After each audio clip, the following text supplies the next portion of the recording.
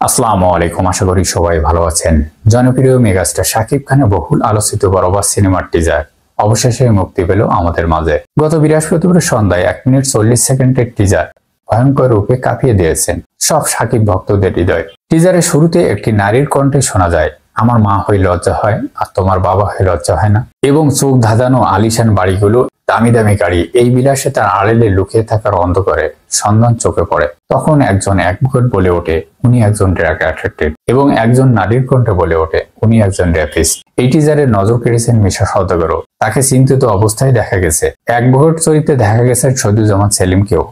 টিজারে কলকাতায় অভিনেতা যিশু সেনগুপ্তকেও দেখা গেছে।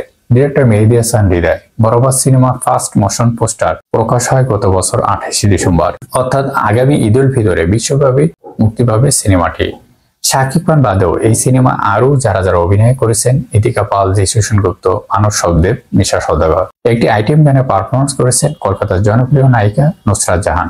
হঠাৎ যেন বিদ্যুৎ চমকের মতো প্রকাশ্যে আসেন মেগাস্টার শাকিব খান। রক্তাক্ত শরীরের একটি গাড়ির উপরে বসে সবাইকে যেন আঙ্গুলের ইশারায় করে সাইলেন্ট হতে বলতে দেখা যায়। ডিরেক্টর মেহেদী হাসান হৃদয় এই সিনেমার ধুমধারাক্কায় অ্যাকশনের সঙ্গে মিশেছে রোমাঞ্চ। অভিনেত্রী ইতিকা পালকে মৃত চরিত্রে অভিনয় করতে দেখা গেছে। আমরা যেমনটি দেখেছি প্রিয়তমা রাজকুমার তুফান ভালো ব্যবসা করেছে, এবার বরবাদ সিনেমা দিয়ে আবারও নতুন এক অধ্যায় রচনা করবে। টিজারটি দেখেই ইতিমধ্যে অনুরাগেরই বলতে শুরু করেছে, শাকিব খান বরবাদ করে দিতে আসছেন সিনেমার সব রেকর্ডকে। এই ছিল আজকের মতন আপডেট। আবারও দেখা হবে নতুন কোনো আপডেট নিয়ে। ততক্ষণ পর্যন্ত সুস্থ থাকুন, ভালো থাকুন, আল্লাহ হাফেজ।